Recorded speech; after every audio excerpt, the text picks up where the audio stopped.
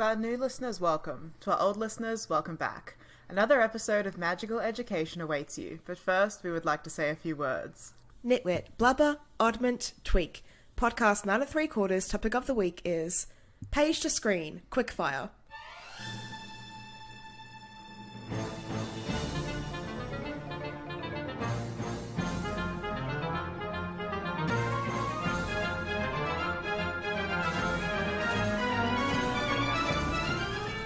Hey there, listeners. I'm Jem. And I'm Reeah, and unfortunately we don't have time to do the full range of page-to-screen episodes that we were planning on doing, so now we're just going to do them all in one go really quick.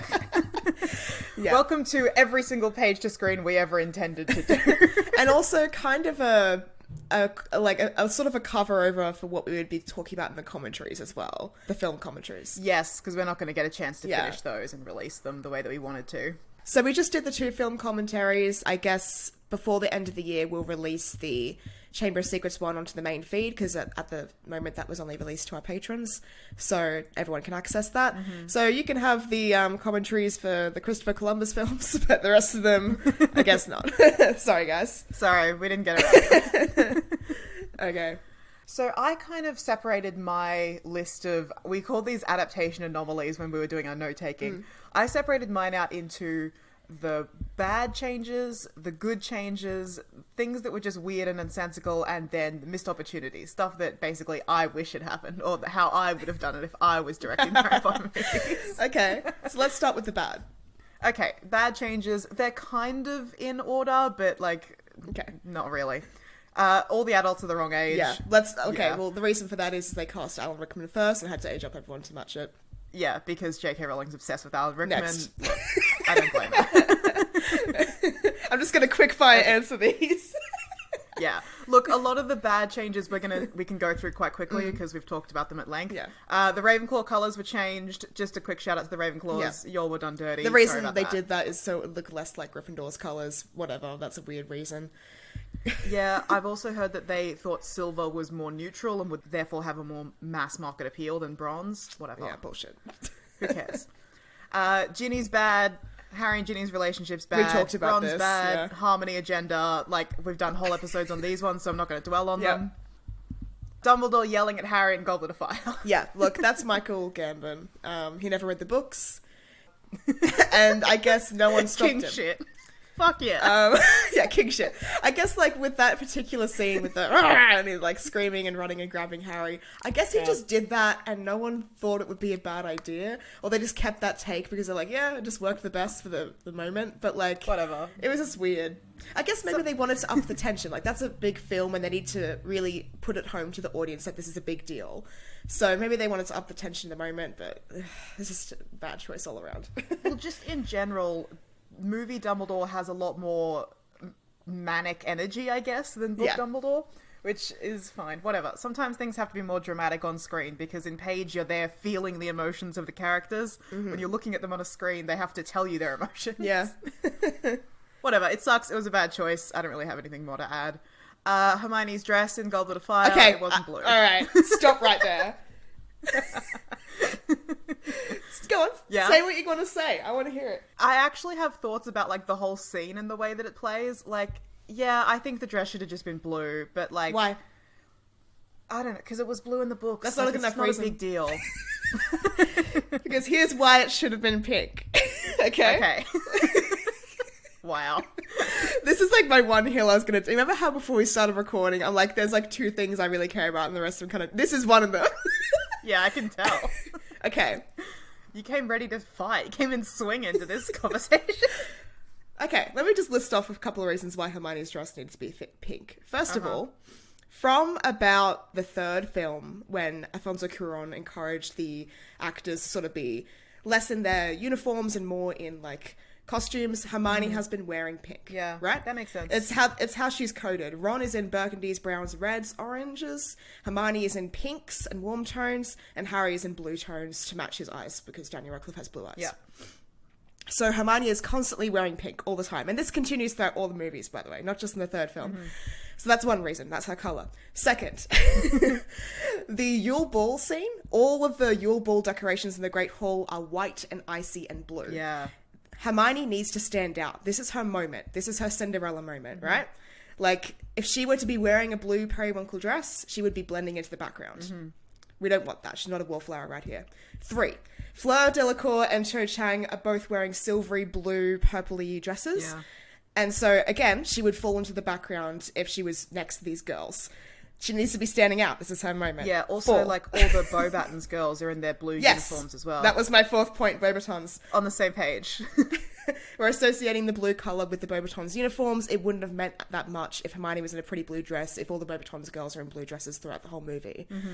5. I don't want to get too simplistic with the whole pink is for girls, blue is for boys thing, but because this is meant to be Hermione's Cinderella moment, and it's meant to be a moment in the books where Hermione is noticed as a girl. I hate to put it like that, but that's how it's framed in the books. That is how it's framed, yeah. The decision to put her in pink is important for that decision because they're saying basically, yeah, Hermione's a girl. Look. Oh, Hermione, you're a girl. Yeah. She has a feminine, romantic side that we, in the books, previously haven't seen. Those are my top reasons why the dress had to be pink. And if the only reason that you can give me is, oh, it's blue in the books and so it should be blue in the movies, get your head out of your ass. It's not a good reason. Look, that's fair enough. There's a lot of things that, like, I read in terms of bad changes in the Harry Potter movies that I'm like, no, that makes more sense for the movie. It should have been that way, that I've just chosen to ignore. Like, Dumbledore being able to apparate on school grounds. Like, I don't need a scene where they walk to Hogsmeade and get brooms and, like, it's stupid. Like, whatever. Just get them out of the scene. They don't need to be in Hogwarts anymore, so they teleport somewhere else. It's fine. I don't have big opinions on the dress. Like, I would have liked if it was blue, but I understand the many reasons that you've just outlined why it's better for it to not be blue. You've made a good, comprehensive argument. Look, it's also a beautiful dress. I love what they did with the dress. It is gorgeous. I think, for me, the entire scene, you keep calling it Hermione's Cinderella moment, which it is. The whole scene doesn't work for me because Emma Watson is already too gorgeous. Which yeah, is of course. Stupid. But, like... So in the books, Hermione's supposed to be very plain and kind of weird looking. Like, she's got these big buck teeth and the crazy hair and just, like, bossy know-it-all energy. So when she shows up in this gorgeous outfit with her hair all styled and Harry, who sees her all day, every day, is like, doesn't even recognize her. Like, it's this massive moment. But Emma Watson is not a dorky child. She's a movie star. And all of her costuming and lighting and makeup, like, already makes her look effortlessly beautiful all the time. Yeah. So when we see her with her hair tied up and some earrings on, like, it doesn't actually, there's no visual difference. She looks exactly the same. Yeah, I know exactly what you mean there. I think they tried their best, right? Like, they had her tentatively walking into the spotlight. The descent down the stairs is a classic move. The music swells. Like, everyone's looking at her. Yeah, that's a classic movie. Like, this is a bimbo coming in. Like, let's all pay attention. This is in no way a criticism of Emma or her appearance or her acting choices. This is, I guess, like, about larger issues with the portrayal of women and girls on screen. Yeah. But, like, Emma's gorgeous, and that was... undeniable. They were going to cast someone gorgeous for this role. Of course. Like, same with the boys. The boys are far too attractive. Yeah. Yeah. Yeah, everyone's too attractive. They should all be weird and freaky Gawky. looking. Yeah. But just, like, what I needed the scene to be was the scene in The Princess Diaries where the stylist comes in. It's like, oh shit, that's Anne Hathaway. Like, I didn't see her under all that. Yeah. I'm honestly more, like...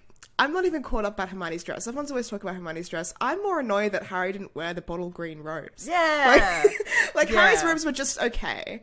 And, like, I guess that's fine. But, like, in the books are bottle green to match his eyes. I get why they couldn't do that because it might clash with Dan. But, like, maybe, like, a dark navy or a dark blue would have been nice. But then again, it would have faded into the background maybe. But Harry's moment isn't important. Like, he's meant to be bumbling and awkward in this scene. Yeah. Oh, also, another thing about the pink dress. It unconsciously matches the lace on Ron's perfect Yule Ball outfit. Oh, Ron was great. Yeah, Ron was the best dressed for that ball. Like, he looked the best out of all of them. But, like, yeah, the unconscious costuming of, like, if Hermione and Ron had gone together, they kind of would have been complementary in both their outfits. Is quite good. Yeah. This is going to lead into my next point, which is costuming throughout. I don't like it. I really wish that wizard fashion was more distinct and visual and Muggle clothes look different. Like, I know this was a decision from the third movie onwards that the kids are going to be wearing Muggle clothes. Yeah. It doesn't sit right with me. I've talked about it before. It's boring. What about the hats? How in the books they're all meant to be wearing hats all the time? Don't give a shit about that. I think about that a bit because, like, remember the first movie how they had those hats that weren't like broad brimmed; they were like just a little dunce hats. I wouldn't have minded if they'd all. That's kind of funny. I definitely don't want them in every scene, but like for the end of year feasts and stuff like that, like big important events where you would put on your good clothes. Hats. That's fine. And also, like, it would make sense to me if when they go to herbology or care of magical creatures, they have a broad brim hat, like no hat, no play. Like, we know the rules. But then maybe that's just an Australian concept, right? Like, I don't know. I think Australia is really big on sun safety because we have a lot of sun here. We have a hole in the ozone. We have the hole in the ozone layer. Skin cancer is a massive problem. Yeah. So, like, in really, really reinforcing for children sun safety is, I think, an Australian thing. Maybe. Who knows? Yeah. Beauxbaton and Durmstrang, weird gender politics happening. Doesn't make sense, whatever. It's just about making the movie more romantic. It doesn't actually make any logical sense for there to just be a girls' school in France and then a boys' school in wherever Durmstrang is. Yeah. Oh, I'm a boy, male wizard born in France, but I have to go to Russia, I guess, to get educated, or Britain. Yeah. That sucks for me. Or the way that I choose to interpret it is they are mixed gender schools, but they just Beauxbaton, all the best students for the Triwin tournament were all girls. That's just the way it is. But then, unfortunately, Durmstrang, it means that all the best were boys, and I don't believe that. It doesn't seem realistic to me. Hey, look. That's feminism, baby. Next bad choice. I've got a longer section on this later, but Voldemort possessing Harry in Order of the Phoenix. Yeah. You'll never know love or friendship, and I feel sorry for you. It's just a terrible scene. Bizarre. Something that lives in my mind rent-free every day, all the time, is, like, you know when it's, like, zooming into Harry's head and he's seeing all the stuff, like, you know, he's looking in the mirror and he shakes his head and it's Voldemort's head and he's like, look at me, and all that stuff. And there's, like, a specific shot of, like, Voldemort in front of this green screen with clouds zooming past, and he's like, and, like, literally, Josh and I, all my friends, all the time, like, whenever we, like, look at each other, like, like, it's lived on, and it's been in my mind ever since I saw it in the cinema. Like, it's just so out of place, it's so weird, and, like, it's just a joke. I can never take it seriously. Truly jarring and bizarre. I've got a little section that I'm going to do here. So, look, no spoilers, so don't freak out. Stranger Things Season 4 has just come out on Netflix. I assume you've seen it. There is a very distinctive scene in that series that I want to talk about. And I'm going to say this with absolutely no spoilers, but if you haven't seen it and you don't want to, just skip ahead like 30 seconds or so. Yeah. There is a scene where a character in Stranger Things who has been basically grappling with their will to live and who wanted to die, suddenly has to fight for their life, and they make the decision that they do want to live, and they start fighting for their life, and the great song starts playing, and it happens because we see like a montage of all the moments in their life that make them happy and joyful and make them want to live.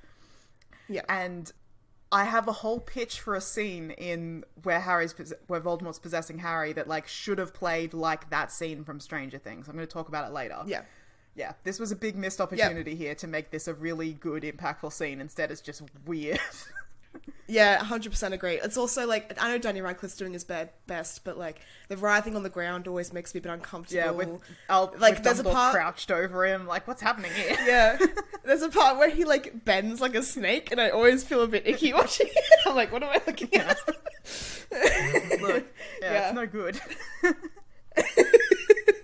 Like, it's, like, the intent of the scene is to make us feel, like, harrowing, like, oh my god, like, Harry might not make it. But it's just, every time it makes me either laugh or feel uncomfortable or, like, this is just weird. Yeah. Like, I get completely removed from the scene. Yeah. Okay, I'll talk more about this later. My next bad change, the Harry Dumbledore confrontation at the end of Order of the Phoenix, which I think doesn't even happen in the movie. But in the books, there's a whole scene where Harry loses temper and starts smashing up Dumbledore's office, and Dumbledore apologizes for fucking up, basically. It doesn't have to play exactly that way in the movie. In fact, it shouldn't, because it's not perfect. But I really like the moment of both of them fucking up with each other and acknowledging that they fucked up, and, like, it just makes their relationship a bit messier and a little bit more equal, which I think is really important for the rest of the story, and we needed some version of it in the movie, and we just didn't get it. Yeah, they had like literally a 30-second scene where like Harry and Dumbledore are in Dumbledore's office, and Dumbledore apologizes to Harry because Harry's like, how did this happen? Why did this happen? I lost Sirius. and that's it. It's really quick. It's like blink and you miss it. Do they even talk about the prophecy? How do we find out about the prophecy in the movies? They don't really talk about the prophecy. Like, yeah, we need that as well. That's another one of mine. Yeah. That's like the whole sixth book should have been... The whole sixth movie, sorry, should have been that. And it just wasn't. The sixth movie is my... It's my villain origin story. I hate the sixth movie. It's honestly good we didn't get to the commentary of that, because it just would have been me screaming the entire time. Yeah, I understand if you want to move all of the prophecy storyline out of book 5 and into book 6. I mean, sorry, out of movie 5 and into movie 6, because movie 5 is long. Like, I get it. That wouldn't have bothered me. But you needed to have it there. Like, it's the whole fucking point of the book. Anyway.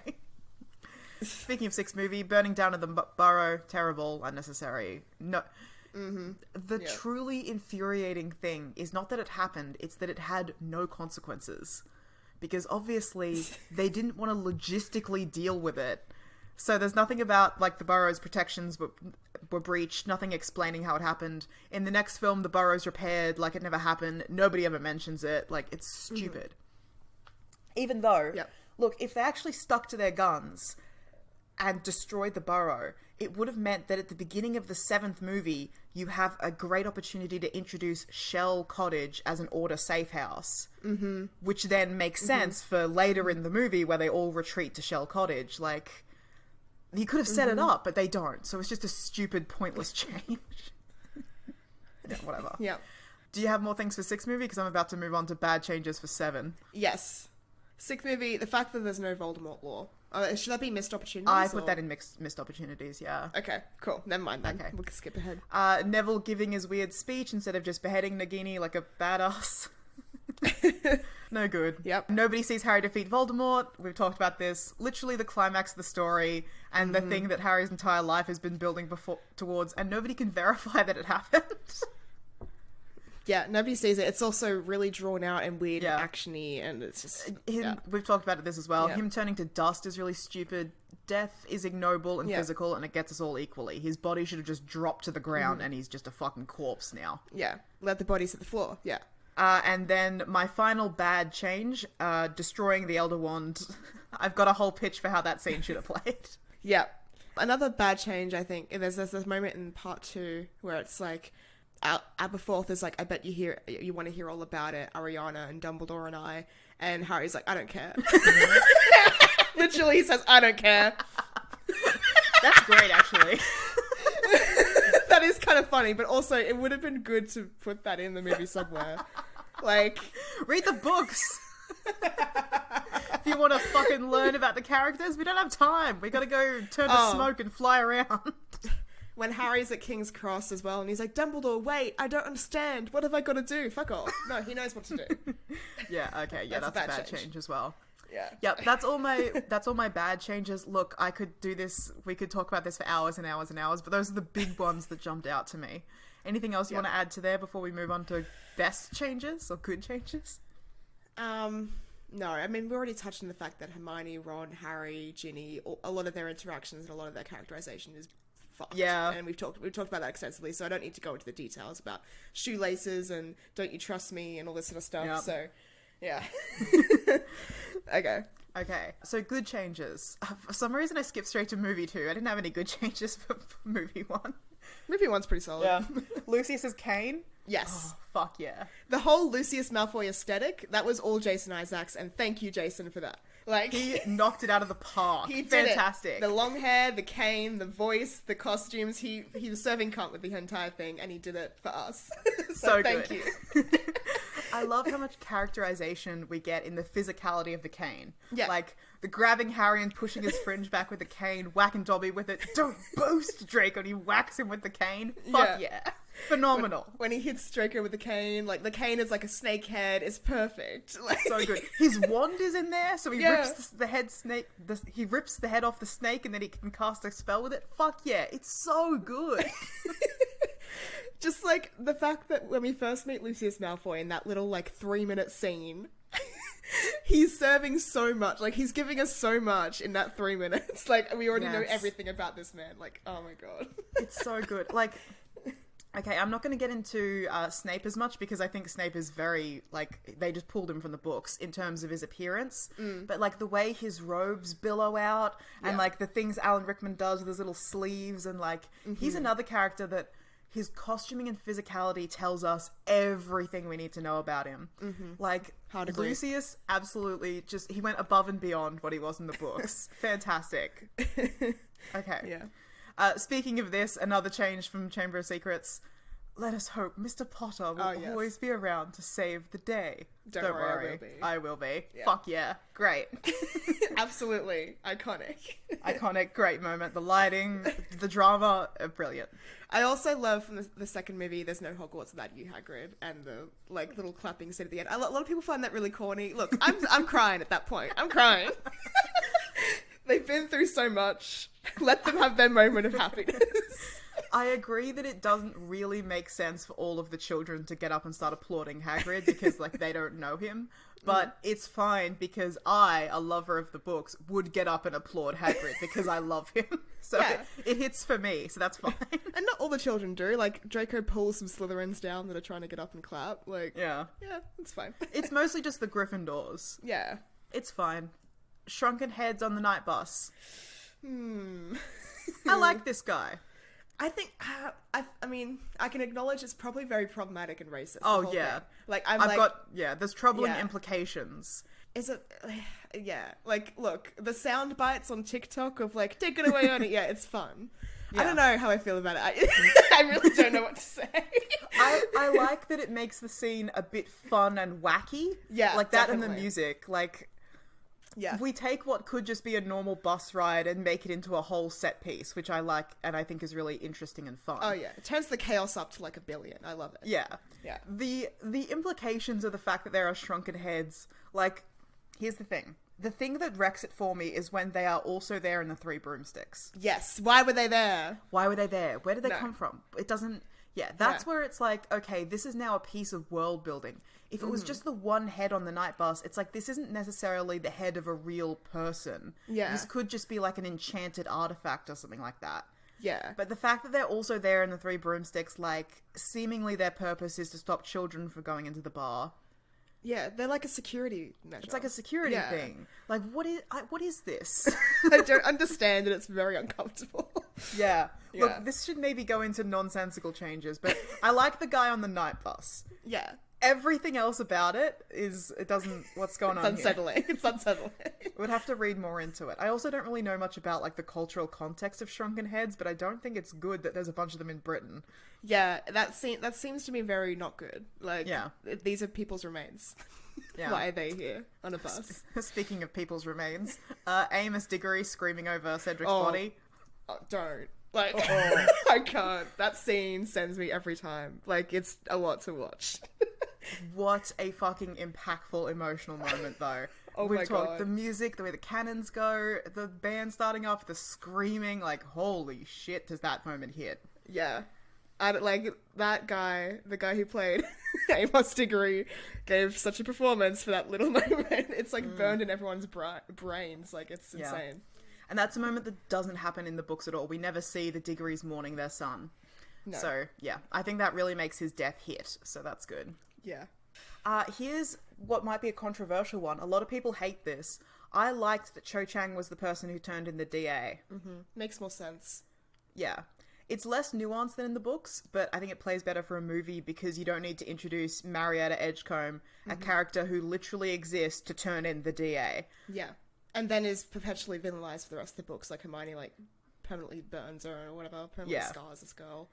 Yeah. She's literally just there to be Cho's friend, so Cho is sympathetic towards her and betray the DA. She does nothing else. She has no other character. We don't know anything about her. It's like, it's not, we don't need to introduce this character to the movies. Yeah. Cho Chang is fine. And it's fine because we know that she caved under torture. Like, she was probably coerced with truth serum and stuff. Like, it's explicit. Like, we are told that it was Veritaserum that forced her to tell the truth. And, like, later on in the later movie, she comes back to the Battle of Hogwarts. Like, she's a good character. Like, it's not like we can blame her for what happened. It makes the breakup with Harry, which also has to happen for the story, like, it just makes more sense and it works. And you don't have to over-explain all the emotional issues that are going on there. Yeah.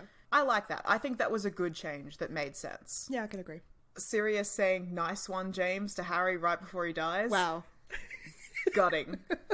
Yeah. The fact that was the last thing he ever said to him. Whoa, devastating. I want to know who decided that. Like, was that the writers? Was that the director? Was that Gary Oldman? I really need to know. Who did Whoever that? it was, great choice. Wounds me to this day. Yeah, that hurts. And like, oh god, Dan, Harry's reaction to that, like, he looks gutted. Yeah. Fuck yes. Oh my god. Yeah, great change. I like the really nice little moment of Harry and Hermione bonding over being heartbroken in Half-Blood Prince. That's a nice moment. Yeah. Yeah, nice moment. Good. There's not a lot of great harmony moments. Sorry, not harmony moments. There's not a lot of great Harry and Hermione moments in the movies because for some reason they feel the need to twist everything into harmony. Yeah. But that was a good one. Yeah, like the moment where they danced in the 7th movie, I always loved that because I'm like, oh, that's friends cheering each other up. But then I learned that people were like, oh my god, they're in love. And I'm like, excuse me? So it ruined it for me. Yeah. I was having such a good time in my platonic little happy time. Like, God. Let men and women be friends. It's whatever. Yeah. That goes under harmony bad changes because I don't have time to list them all. Mm-hmm. Harry being drunk off the Felix Felicis. Yeah, that's funny.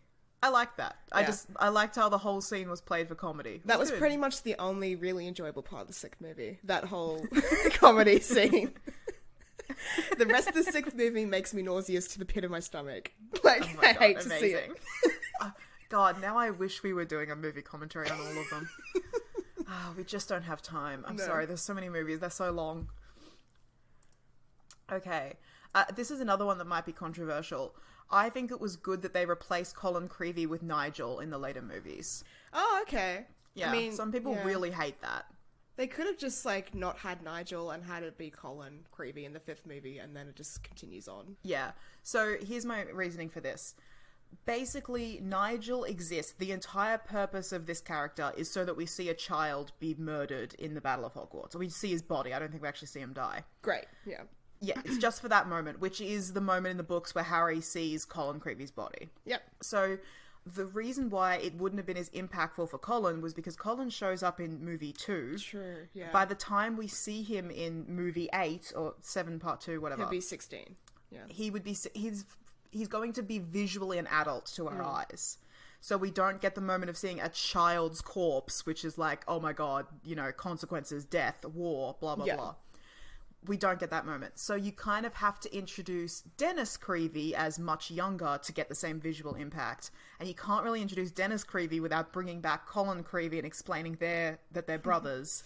Yeah. So I just think, whatever, it's fine. You just introduce an original character, Nigel. He just exists to be a cute kid in a couple of scenes earlier on and then die tragically. What an iconic mood. Like, wish that were me. Yeah. I think Nigel was a good change. Yeah, agree. Yeah. Deathly Hallows, showing Hermione erasing her parents' memories. Oh, iconic. Yes. Yeah, great. I Great think, move. does the movie even open with that? Or it might open with the Death Eater scene and then that. Death Eater scene, then that, yeah. Yeah. Great scene, great choice. It would not have hit at all if Hermione just told us about it. It was really, really tragic and heartbreaking To see seeing her it happen. fade away from all the pictures, and those look like actual Yeah. photographs of Emma when she was younger. Like, oof. Like, and the fact that it started off with the Death Eater scene, and all the Death Eaters are talking about, like, you know, their new world order and how they're gonna, like, basically kill people, and then a snake eats a woman. Like, it's very serious, and then it flashes instantly to Hermione up in her bedroom. It's like, this is what she's thinking about all the time. You Yeah. know? Her family is not safe. There is nothing that can be done to keep her family safe from this. Like, Yeah. yeah. Like the amount that she has to sacrifice to go on this journey with Harry and try and save the world. Mm-hmm. Fuck yeah. I wish there had been a similar moment for Ron as well. But, you know, the movies do Ron dirty. But yeah, Yeah. great scene, great choice. Love they did that. yeah. Okay, freeing Hedwig. And then... So Harry frees Hedwig before they do the Seven Potters plan. And then while they're up in the sky, Hedwig flies in, saves Harry from a killing curse, dies. And in doing so, gives him away and the Death Eaters all converge on him. Yeah, that is better than the books, because in the books he just Yeah. has her with him, and she... He has her in a cage and she dies accidentally. And also then all of the other Potters have to have fake birds in cages. And look, I think this was a much quicker and simpler way to deal with a very complicated and chaotic scene. And also, it has more heart to it because it means that he literally let Yeah. Hedwig go, and she saw that he was in trouble and came back for him. Yeah, and she came gave back her for him. life. She gave her life. This owl sacrificed her life for her boy who she loved. Oh, God. And then you don't have to do the whole Harry uses Expelliarmus and that gives him away and it's his signature move, and now Harry, are you going to use Expelliarmus on Voldemort, are you going to kill him? It's too complicated to do that in that scene there. Yeah. It's just easier. Yeah. When Bellatrix carves Mudblood into Hermione's arm. Good move. Yeah. Great, good move. Very scary. I like that it also reflects Harry's I must not tell lies scars in the book. Yeah. It reflects what Umbridge did to Harry. Great. Yeah, in the books we don't see what actually happens when Hermione's being tortured. It's sort of implied that it's just Crucio. I like that they did something physical and permanent and really fucking terrifying. Yeah, yeah. And it shows just what these people are and, like, what the society is at that time. Like, it's good. Good moment. My next one might be controversial. And also, sorry, on top of that moment, we see the hair fly through the air and into, like, Hermione's hand, which is a good moment because she uses that later in the next movie for the Polyjuice Potion. Yeah. So that's a really good way to do that because, like, she's bleeding on the floor, we see the scar, and then we see that she's, like, out of it, but she can see her hair falling through the air and she, like, takes a hold of it, basically. It's good. Sharp as a tack. She never lets anything go, that Hermione. Not a single hair. Yeah. This next one's going to be controversial. I think this is a good change. The scene with Snape cradling Lily's body. Why? Because it just makes him look like more of a dick? Yes. I love this because it makes him look truly reprehensible. It does make him look like that. Cradling the corpse of a woman who hated you and hasn't spoken to you in years, while ignoring the orphaned and injured baby that she died for, who's screaming, crying in the background. Nothing could more succinctly show that Snape is a horrible, selfish cunt. Yeah, it's true. Also, the haircut that he had in that film, that moment, is also terrible, so it makes him look worse. Great. Fuck yeah. I think I've criticized this choice in the past, but thinking about it, looking back on it, I'm like, actually, it was perfect. The lighting, the music, everything. Great. And my final good change, this one might also be controversial, Voldemort hugging Malfoy. I love that. Why? Because it's so uncomfortable? Yeah. Okay. Look, a lot of people that they thought it was really funny, and I get it. 10 out of 10 memeable. It's great. In the cinema, for the very first time watching that, I remember the cinema being silent, and I remember everyone being horrified. Everyone was holding their breath, yeah. Yeah, because it's like, what the fuck is happening? Yeah. Like, Voldemort is so unhinged. Yeah. Harry Potter is dead! Yeah, and the way that he goes in for the hug, it's like, I have no idea what he's about to do. This could be anything. Yeah. Could not tell you what's about to happen. Yeah. Great. Like, I think it's really horrifying, and then also later on more rewatches, it plays as comedic, which is great. Like, you get the 2 for 2. Yeah. I have some changes that I'd like to mention. This for good ones. I just got, one more on this point. Also, the fact that the Malfoys just leave is great. Yeah, that's a good one. They just fucking peace out. We're done with this. See ya. Yeah, because in the book, they're like cowering in a corner. It's like, you could still die there. I would just peace out. I would just leave. Yeah, they just fucking go. They're like, we're done with this. The battle isn't even over. Voldemort's still alive. And they're just like, nah. See ya. Yeah. Great. I have some changes. I like Luna and Neville at the end, or the implication of them. That's cute. Yes, I forgot about that. Yeah. Love. I love Love Bottom. Yeah. Love Bottom, great makes shit. A lot more sense. Wish we'd done a single float on it. Makes a lot more sense. It's well done. It's very cute.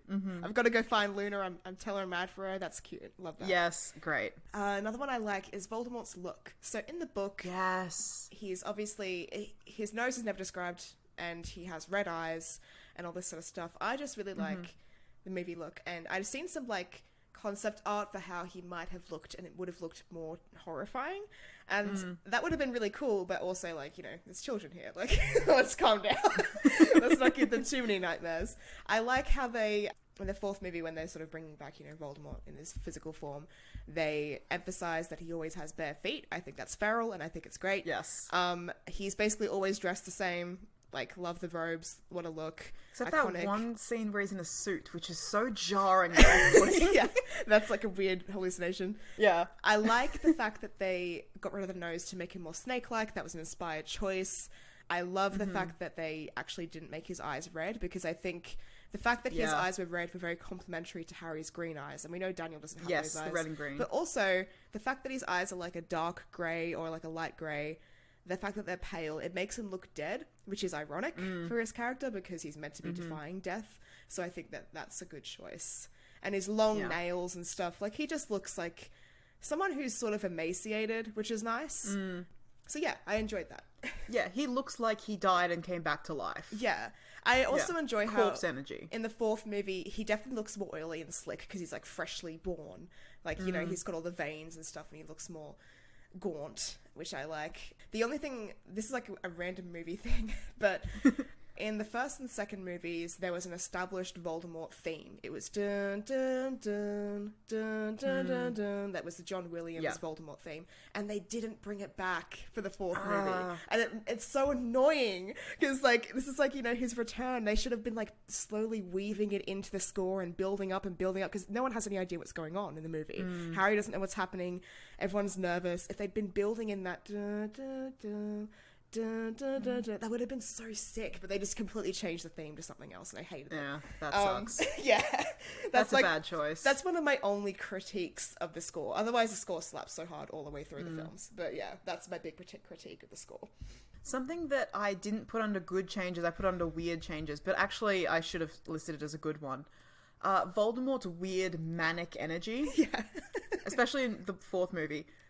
It's scary, but in a really different way than how Voldemort is in the books.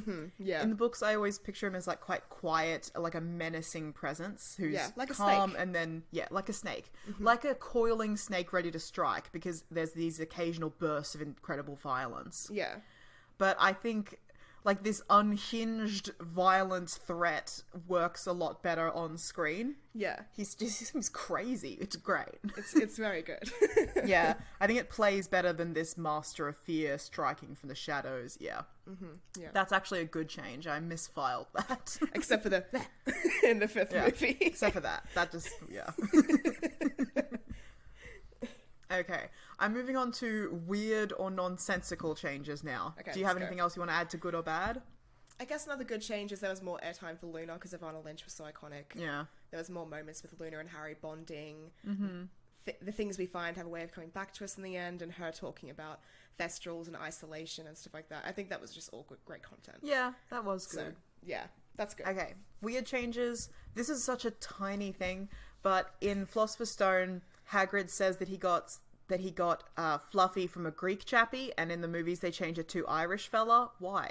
It's literally like 2 words, but it makes sense because Fluffy is obviously a reference to Cerberus. Greek mythology. Yeah, Greek mythology, the 3-headed dog. Hades' dog. Yeah. Yeah.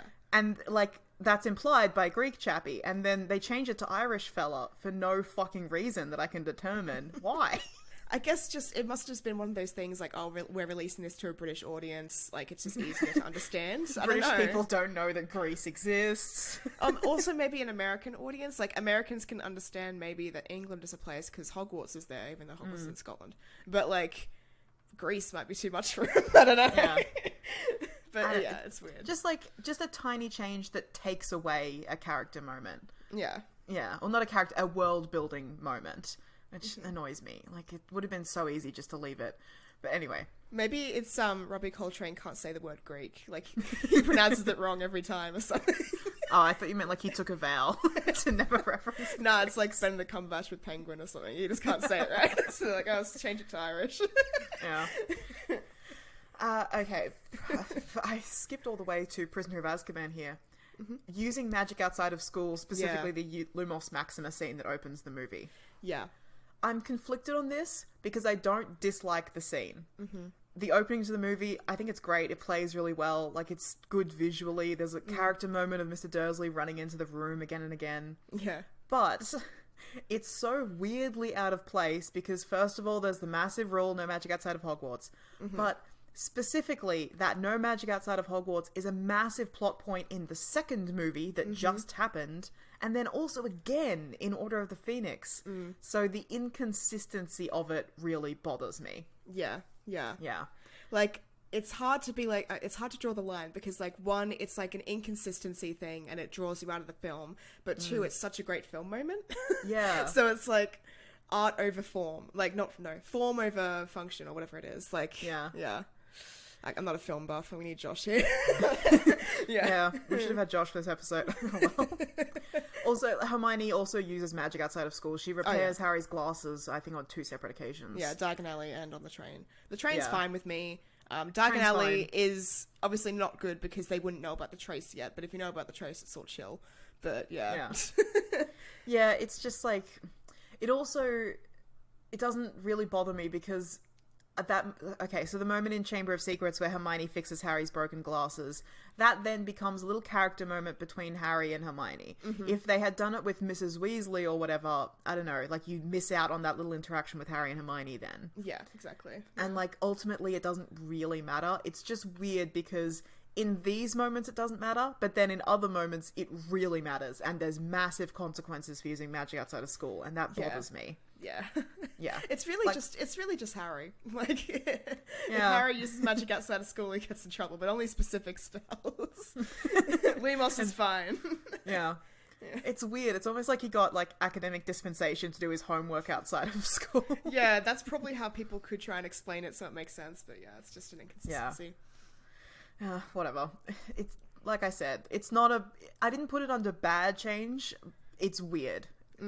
Prisoner of Azkaban, leaving out all of the Marauders' backstory. Genuinely, I didn't notice because I've read the book. Yeah, and once you read the book, you fill in the holes yourself. Yeah, it's fine for me.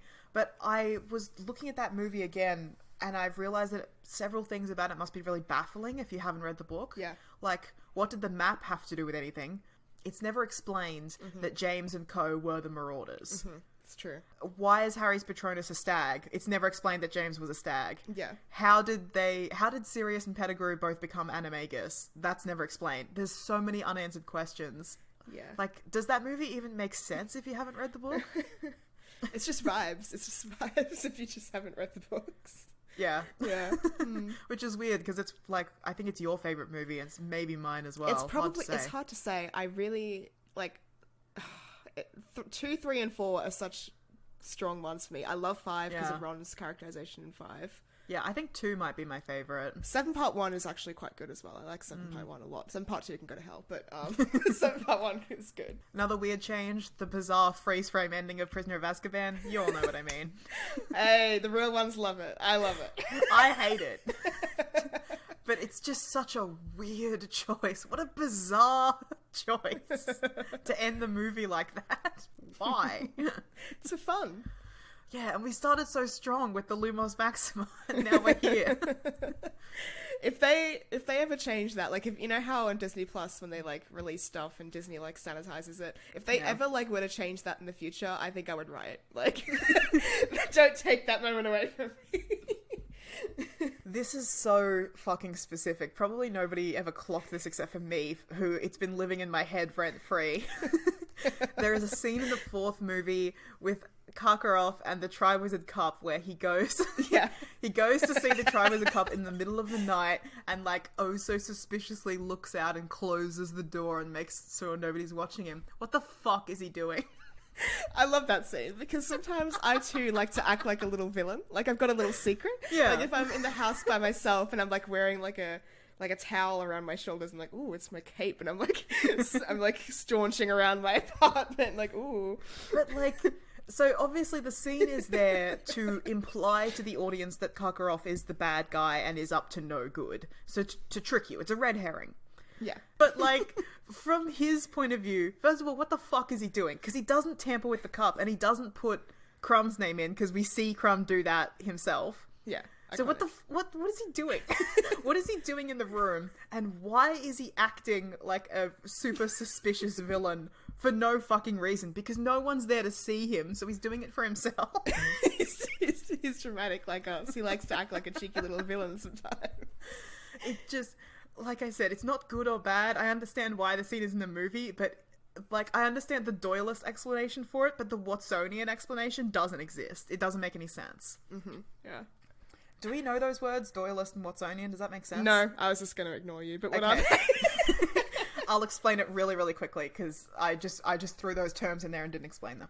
So, Sherlock Holmes, Yeah, the sure. series, written by Arthur Conan Doyle. Yeah. But also, in universe, the books are written by John Watson, the character, sure. because he writes up his adventures with Sherlock Holmes and publishes them in, like, the form of books. Yeah. So, for anything that happens inside the story of Sherlock Holmes, there's two possible explanations for it. One, Right. the real world choices that the real world author made, the Doylist explanation. Yeah. And two, the in-universe canon reasoning for why that happened, the Watsonian explanation. Sure. Okay, Yeah, cool. makes sense. There we go. Moving on. That was just a little tangent. Goblet of Fire, The Maze. Okay, can I cut in before the maze? Because it's something that always Yes, was weird of to me. course. Okay, the whole finding Mr. Crouch in the woods thing. So, Yeah. this scene plays out so weird. What happens is Harry is chilling with his friends in the woods, okay? He Yeah, comes For across... some reason. he comes across the... It's after the lake. He comes across the body of Barty Crouch Sr. And No, it's he's very still alive, unclear... right? No, he's meant to be dead. So Oh, it's okay. very unclear because he's sort of lying there still. You could think that he's kind of like maybe had a fit and sort of zoned out. He could just be tired, but I think it's meant to be that he's dead, right? Okay. So what happens is the scene changes. Harry is now entering Dumbledore's office, and obviously we're thinking, okay, Harry's going to tell Dumbledore he's just found someone in the woods. Harry goes to knock on the door, but there are voices behind the door. Now, if you're like me and you can't hear very well, my whole life I watched these scenes being like, what the fuck?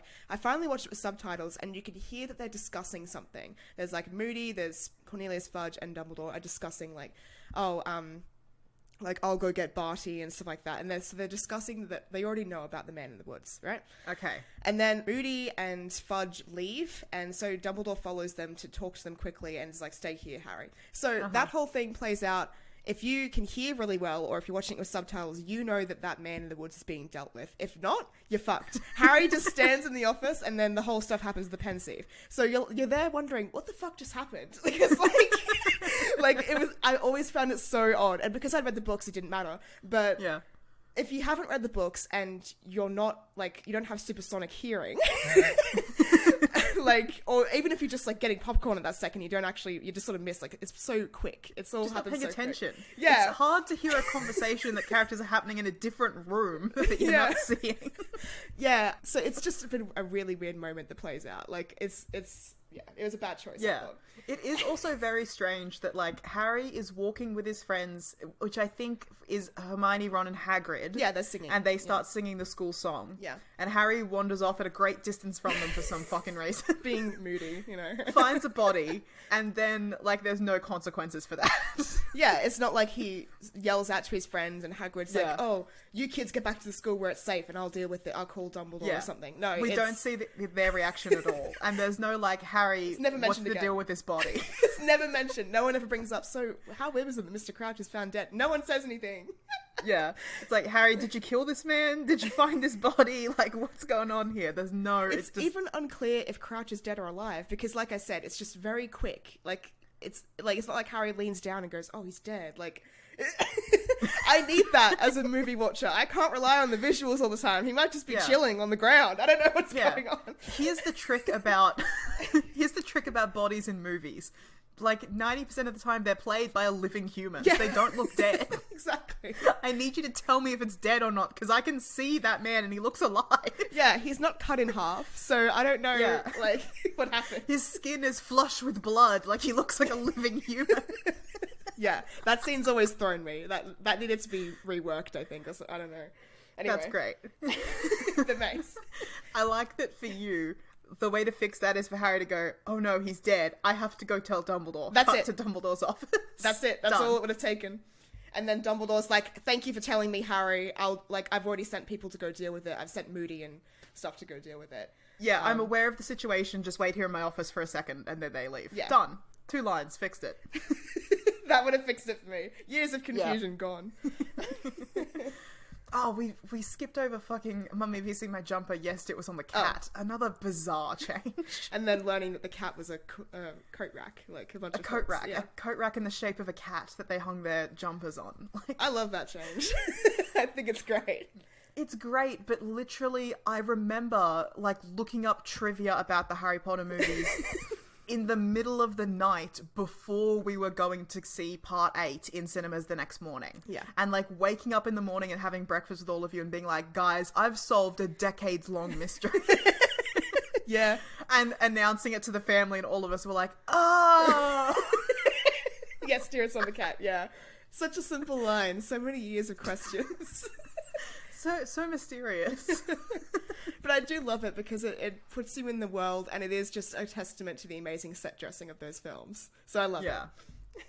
It's also great because it really puts you in the mind of Harry, who doesn't fucking understand what's going on and nobody explains anything to him. And it's great because if you, like, it's easy to figure out because basically the next scene they're at the fireplace where the cat is on top of the fireplace. So you could see it if your eyes are keen enough. If you're paying attention, it's for the people who are paying attention. For the fucking sleuths in the audience who can solve all the mysteries. Anyway, okay. The maze. Next weird change for Goblet of Fire, the maze. Yes, yeah. The madness maze. The maze of insanity. I really was debating with myself whether to list this as a good or bad, and eventually I put it into just weird because I don't know. I think it was much scarier to make the maze a psychological challenge. Yeah. And I understand that there's no time for a bunch of different beasts and a riddle game and a bunch of different spells. Like, and that's a whole more lot of CGI, and we've talked about how magic is shown in these movies before. It's not as interesting for reasons. It's complicated, it's hard to film, it wouldn't make sense. Like, we don't have time for a big, like, 20-minute scene in the maze of Harry solving all these challenges. Like, it doesn't work. It suits the darker tone of the film. It sets up the horrible scene that's about to happen. Yeah. But my big problem is the moment where Harry almost leaves Cedric to die so he can win the tournament. Doesn't fit his character. Like, literally, Harry's biggest flaw is that he always needs to save people. Like, that is his character flaw. So to have this moment that erases or ignores Harry's biggest character flaw and then replaces it with a different character flaw is just like a wild choice for just this one scene only, and it doesn't sit well with me. It doesn't work for Harry's character, but it does work for the tone and themes of the film. Yeah.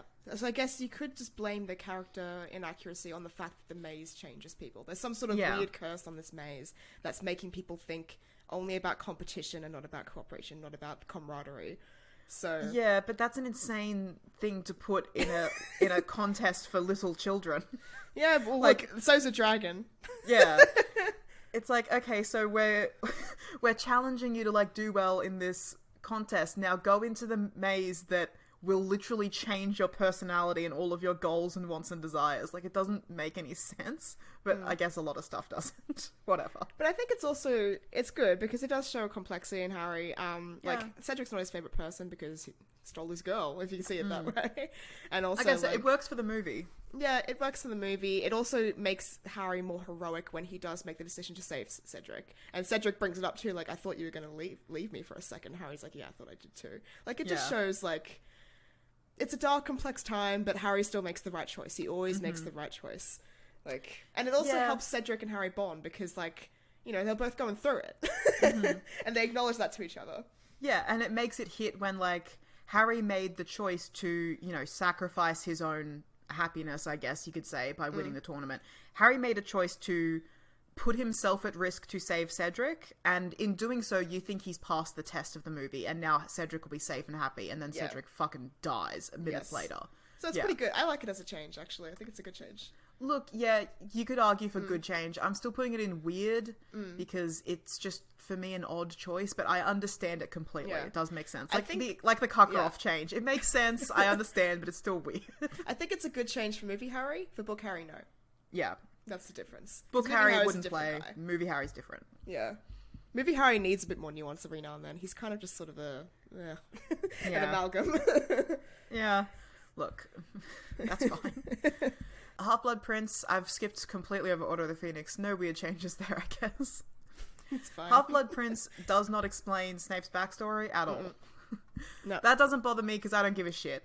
But it's very weird that the movie is called Harry Potter and the Half-Blood Prince, and we literally spend like 0 time on that mystery at all. We don't care. Yep. Doesn't explain it. I'm the Half-Blood Prince. Okay, what the fuck does that mean? Yeah. Why did any of this happen? It also, completely... Oh, we're going to get to that next, but yeah. Oh. Weird changes. Oh, just this is such a film thing. The way that the Half-Blood Prince is coloured to look like a Rembrandt painting. What was the reason? I can't fucking see. Turn up the lights. Everything's hazy. I hate it. Yeah. I feel like I'm drunk watching this. I agree. It looks bad. It looks bad. Yeah. My next changes were both for Deathly Hallows. Did you have something else about Half-Blood Prince? Oh. For weird changes? I thought it was a weird change that Harry was, at the start of the movie, out in the Muggle world at this random, like, subway cafe. Bizarre. That was a weird change. Like, I didn't hate it, because it's nice to see different parts of the world. But it's just a bit weird. Why are you reading that magic paper in public, man? Yeah. Like, she's noticed. She saw it. She's asking questions. You're gonna have to obliviate her now. That's so unfortunate. And like Harry's hitting on this random Muggle girl, which I don't mind. That's fine. Like he can flirt with people. It's not like a character No, flaw. I mind that because it's part of the fucking hidden agenda of this film, which is it's all about sex and drugs and rock and roll, which is all the fucking. I'm putting on the impression of Steve Clovis and the writers and the like these awful men being like, oh yeah, all these teenagers are fucking. Let's put them in a movie. Like no, this is the like romance subplots in this book. Like the book is about the Half-Blood Prince and learning about Voldemort's past and learning about what Harry needs to do next, understanding the prophecy, understanding his fate. Harry's destiny. And that's completely gone. It's not there. Yeah, look. It's just about relationships. I fucking hate it. Yeah, I was gonna say, like, it works for the movie because it does set up one of the major themes of the movie, which is these teenagers want to fuck. They're horny. Horned up. I hate it so much. But yeah, look, you're correct. This movie... It's the first insult. Like, waitress is hot. Yeah, I'd be horned up too. But, like, fuck. The movie doesn't do... It's not what the film's about. Yeah, it doesn't do what it should do, which is the setup for the climax and the finale of the series. Like, everything that happens in Half-Blood Prince is about setting up all the things that will happen in Deathly Hallows. And I understand why that's hard to make it dramatic. But, like, come on. People have committed to 6 movies. Like... They can sit through a fucking foreshadowing movie. Just do it. Do your job. Also, like, make it dramatic. That's the point. Yeah.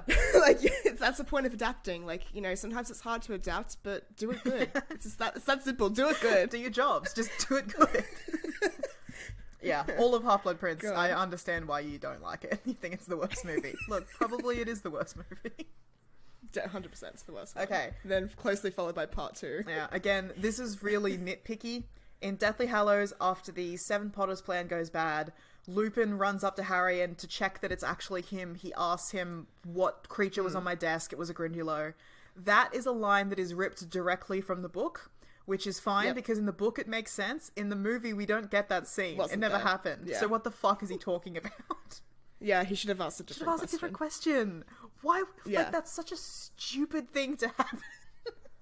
Yeah, he should have asked him about, like, when I was teaching you in your 3rd year, how did I help you learn how to do a Patronus? Yeah. And Harry would say, a Boggart. Yeah. Or something like that. That would have been easy. What creature did I use to train you to cast a Patronus? Yeah. A Boggart. Yeah.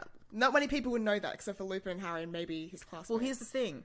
In the movie, it's a scene with just Lupin and Harry. All you had to do was pick a scene that only Lupin and Harry were there for. You don't have to explain everything else around it. It doesn't matter.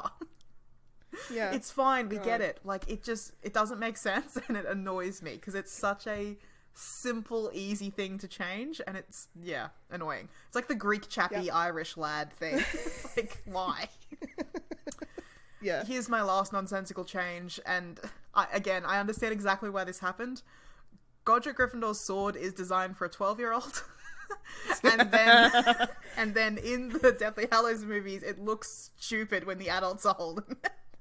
It's true. It's clearly a child's sword. Look, maybe Godric Gryffindor was a short king, and we have to respect that. Well, maybe it's his... It's a goblin sword. It's a goblin-made sword, so it was made for a goblin. Yeah, it was made for him when he was a child, and he's like, my most precious childhood relic. I'll put it in his hat. Or maybe he just stole it from a bunch of goblins. Maybe they were right. Yeah. It wasn't made for him. Like I said, I understand why it happened. Obviously, the sword was made for 12-year-old Harry in the second movie, and they didn't know it was going to come back. And then it's like, okay, do we just use the same prop, or do we completely redesign it and just gloss over the fact that it's clearly a different sword? What I would have done to not make it look dumb is Neville draws it out, he looks at it, and then it grows magically to be an adult-sized sword. Yeah. That would have been cool. Except that's... Like... That's not when Neville gets it. It happens earlier when Harry gets it out of the lake. Oh, even then, just have it grow for Harry. Be like, oh, like, because then it's like, you know, it's about you have to be the right kind of person to pull it out of the hat or the right kind of person to retrieve the sword. So the sword fits you. Yeah, that know? makes sense. Just it's a magic sword. We see it magically change and now it looks good and like a real prop. And then double the merchandising. Now you've got 2 things you can sell. Whatever. Yeah, exactly. You can have a telescopic, Godric sword where you can flick it out and it gets longer. Yeah. Perfect. Becomes like a broadsword. And then, again, it sets up the really cool scene where Neville kills a snake with it. And it doesn't look like he's swinging around a child's toy. Yeah. God, we're good at this. We could be doing merchandising. Yeah. Imagine the money we could be making if we were big buck bankers or something in our suits, you know? We'd be so good at this shit. Like, oh, come on, imagine. Like, you just put an extension on it and you're selling more toys. Smoking off fat cigars, you know? Okay, that's actually a perfect lead into my final section, which is missed opportunities. This is the time where it's time for me to say how I would make the movie go. Let's go. Time for my fan fiction. So, do you have anything else you want to add to weird changes, or...? No, let's put on our suits and get our fat cigars and sit down with our director feet up on the desk. Missed opportunities. Harry doesn't have his mother's eyes. Okay. I'm fine with this. I'm fine with this as well. I understand. They tried to do the green contacts with Daniel Radcliffe and he couldn't wear them. He was a little boy. It's fine. Yeah. I get that. Just cast a woman and a girl that have blue eyes. Yes. It's that simple. That's the thing that I want to change. So when they cast grown-up adult Lily for being in the mirror and her other scenes, she has blue eyes that match Dan. That's fine. Yeah. The other actresses they cast to play Lily as a little girl and a teenager all have brown eyes. Yeah. Why? Who knows? Like, I'm sure they could have found another redhead or just put a wig on someone. It's not that hard. Yeah. It's fine. Yeah, look.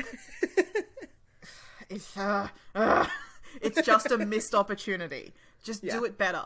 It does suck that, like, Harry having his mother's eyes is just such an important beat and it doesn't land in the films. Which is fine because he doesn't have the green eyes. I get it. Whatever.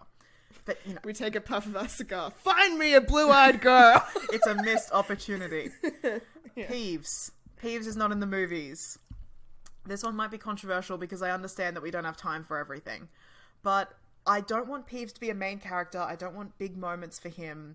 Like, Nearly Headless Nick is barely in the fucking movies, but he's there in the background. What I like about Peeves is that he is a jumping off point to give us character moments for the others. Specifically, Fred and George, Lupin and the other Marauders, and Filch. I just wish he'd been around for a couple of scenes, especially in the earlier movies. I can see it, but I just think your justification isn't good enough. Because why do we need more character moments of Fred and George, Lupin and Filch? I think we have enough. Look, that's fair. The ones that... And, like, we can do them in different ways. Like, I like the moment with Fred and George where they're like, I think we've outgrown our education because they're comforting Nigel. Like, that's good for them because they're older brothers. Yeah, like, look, that's and fine. like, you know... The moments that I'm specifically thinking of are when... Harry's like, oh shit, I found a body in Chamber of Secrets, and Peeves comes out and starts framing him, because I like that moment. The moment in Prisoner of Azkaban where Lupin is there with his students and he teaches them how to get rid of Peeves, and like, that's a great character moment for him, showing that he has a side to him that we don't really see, but again, we cut the entire Marauders backstory, so it doesn't matter. And then Give a Hell From Us, Order of the Phoenix. Yeah, I'm fine to live without those. I also think That's if we had fine. Peeves, we'd want to include him in the Battle of Hogwarts, and I think that would have reduced the severity of that moment, because if you have like kooky Peeves running around throwing golf clubs and baseball bats and pots and pans at people, it reduces the intensity of the scene. And like, I really like the moment in the Battle of Hogwarts where they're running through the courtyard to get to the boathouse, and like they're sort of, like people have pointed out before, they deal with all of their things in order. So they have a troll, they have spiders, and like they sort of like werewolves, and they go through all these things like in the order of the movies. The troll in the first movie, the spiders, the werewolves. That is like, a good moment. It's a good moment. Yeah. Look, that's fair. I'm willing to let go of Peeves. That's fine. I would have liked him to be there, but I understand why. Okay. The only clowns on set would be the writers, we say, as we take another puff from our cigar. Okay. Bill and Charlie. Again, Yeah. I don't need a lot of characterization from them, and I understand why they weren't cast, because they don't have lines or things to do, but I would have really liked for them to be there in the Weasley family scenes. Especially in the later movies, but mostly, like, for Bill, because Bill's wedding and Shell Cottage feel so out of place, because it's like, who the fuck's this guy? We've literally never seen him before. Yeah. I wish he'd been around from 5th movie onwards at least. Charlie I can live without, but Bill should have been there. Yeah, I can agree. Yeah. Just in the background. Just cast a guy. He doesn't have to say anything. Doesn't have to be Dermot Gleeson yet. Yeah. Until he starts speaking. Until he starts speaking. You can recast him. I just need another redhead around to be like, that's Bill. There's not enough redheads on set. Go get some more. Okay. This one is weird because Dobby isn't in the movies enough. And that means that a lot of Dobby's scenes get taken and given to Neville, which is good because we see more Neville and Neville's more important. But Dobby's death, for me, doesn't work because we haven't seen him for 10 years, versus in the book, Dobby is there in every single book except for the first one where he doesn't exist yet, and I think book number 3? Yeah. He's just around. He's like a constant presence in the castle. So it's like Harry's friend who dies versus this fucking creature. No.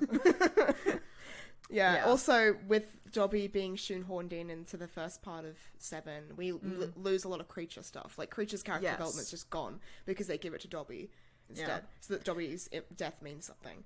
Yeah, which is unfortunate for Creature, but again, I don't need the moment with Creature. It's fine to get it in the books and not the movies, for me. And I don't know how you shoehorn more Dobby in without doing the SPEW storyline, which I don't think we have space for in the movies. Important for Hermione's character, but we just don't have time for it. So I don't know how you fix this, but I don't know. It should have. You could fix it by just giving Dobby his moments and giving Neville a visiting parents in the hospital scene. Yeah. Because then that gives us more with Neville. My next point is leaving out Neville and his parents. Again, I understand why it was cut, but look, here's my pitch for how you do this in 3 lines. You don't even need scenes. 3 lines. Neville talks about his parents in the DA when they're when they are practicing and training in the DA. He talks about his parents and what happened to them. Bellatrix mocks him and his parents when they meet in the Department of Mysteries. And then in the scene that should have been but isn't, where Dumbledore talks about the prophecy with Harry, Dumbledore mentions the prophecy could have been about Neville, and that's why his parents paid that price. There you go. 3 lines, and there we go.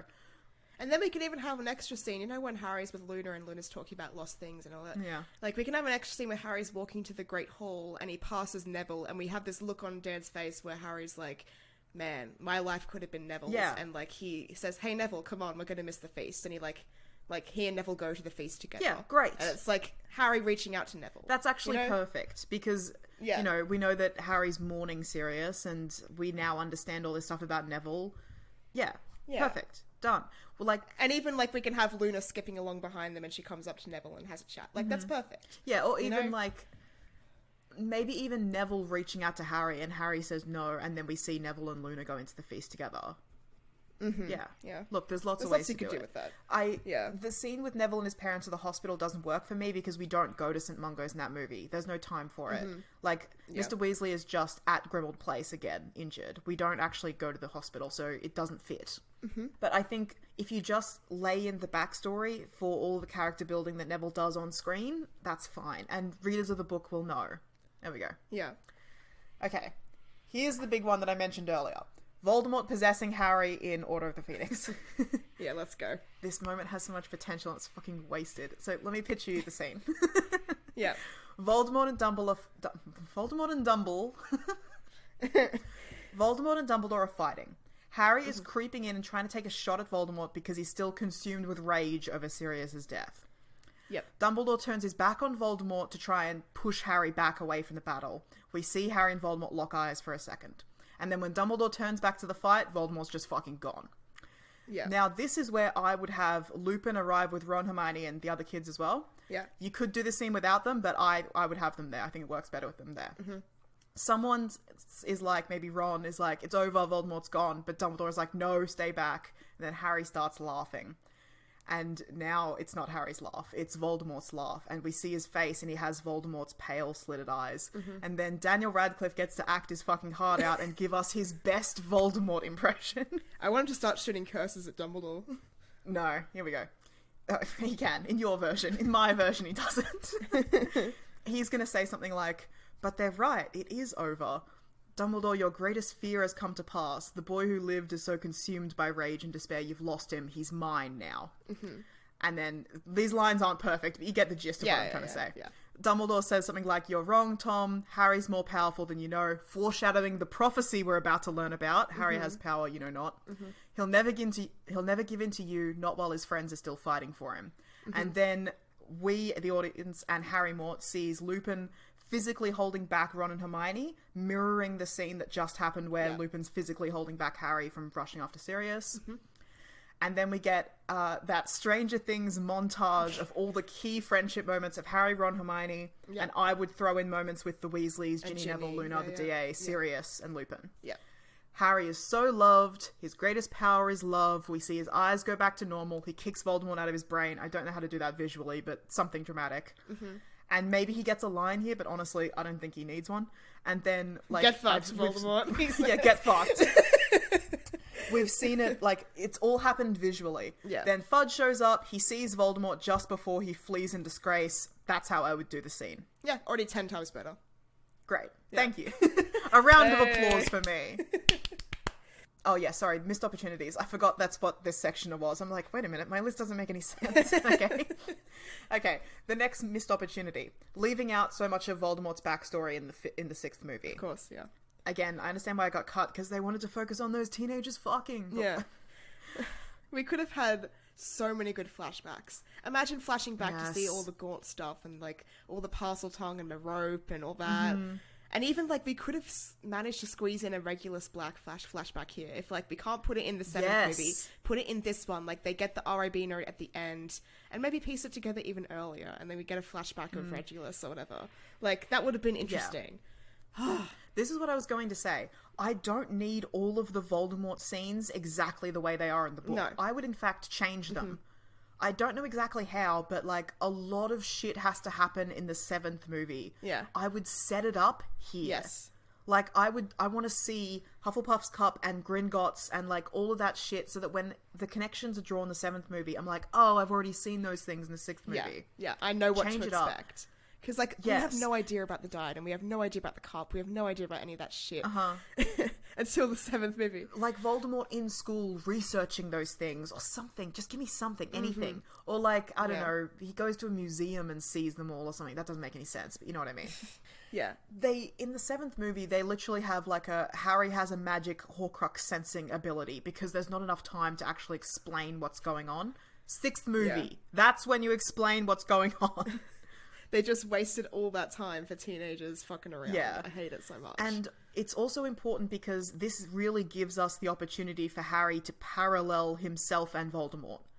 So, like, give us more things that show us that Voldemort and Harry have so many similarities. And then maybe Harry could end up like Voldemort. Like, you know what? Do it. Write the story. Just do it better. Do it better. Take a big puff of my cigar. Stub it out on one of the writer's necks. Like, fix it. Just put out the ashes on the shitty script. It's like, nah, change it all. Okay. Now, I don't have a full scene for it, but there's two things that I think really should have happened at the beginning of Deathly Hallows. Okay. Something to show us Dudley's character growth. Yeah, that would have been good. That was cut. That scene did exist. It was cut. They did film it, but it was cut. I understand why. We don't have time to constantly waste checking back in with the Dursleys. And, like, honestly, the books barely waste time with this in the later books. But I think it is very important at the beginning of Deathly Hallows to show us that kids raised in bad environments can grow and change and decide to be better. We need Dudley as a contrast to Voldemort, Snape, and Draco Malfoy. I agree. All of whom play such important roles in Deathly Hallows. Yes, and not only that, but it does show that, like, the people around Harry and the way that he interacts with these people has an impact. Like, it shows Harry's connection to his community and his friends. Like, even though Harry and Dudley have had a strained relationship all their life and an abusive relationship, like, Dudley still sees the humanity in Harry, and Harry can see the humanity in Dudley now because Dudley's changing. Yes. That's good. Like, yeah, I like, you know, they started off as enemies basically in movie 1, and now they're parting as like equals. They're on good or friends terms. even, maybe. Yeah.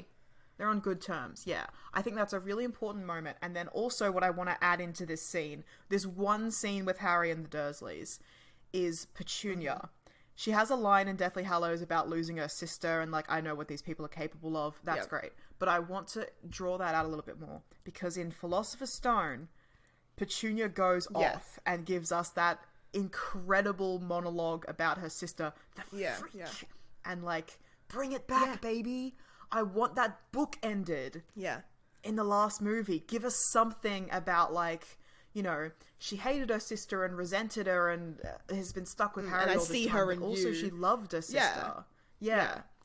She loved her sister and grieved her sister and lost her sister, and now she might have to has do the spent same. all these years with Harry and is doing it's all happening she might again. have to and listen, she blames the Wizarding World for this. Exactly. And she's right. Yeah. Give us that. Yeah. Like, this a 2-minute scene with the Dursleys here could have given us so much. That was a missed opportunity. It was. Okay. This is my final missed opportunity. Okay. Deathly Hallows, the destroying of the Elder Wand. Should have fixed his own wand. Yeah. Obviously. Okay. Also, quick thing.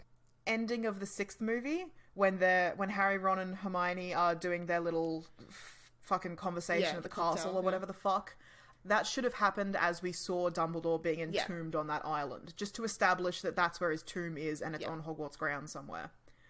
Because we don't know that until Voldemort decides to hover over there and weirdly unearth Dumbledore's body at the whole thing in the 7th movie. Whatever. It should have happened at the end of 6th movie. We don't need the whole funeral, but just see it happening. Okay. So, the destroying of the Elder Wand. Here's how this scene should go. Harry, Ron, and Hermione leave Hogwarts Castle. They go to that little island with Dumbledore's grave. Harry repairs his wand. He can say the lines that he's saying in the movie, whatever. I don't have time to rewrite the dialogue. But he puts the Elder Wand back inside of Dumbledore's broken tomb. Then he repairs the tombstone with his own wand. Then your final shot before the epilogue is the trio walking back towards the destroyed Hogwarts. So literally what's happening is they are laying to rest all of the conflict and power-hungry evil that's dominated their childhoods, closing off the past, and now they are moving forward into the future. Rebuilding it. And then we flash forward 19 years and we see the happy ending that resulted from all their hardship and sacrifice. That's your closing scene of the main part of the movie. Then we have the epilogue.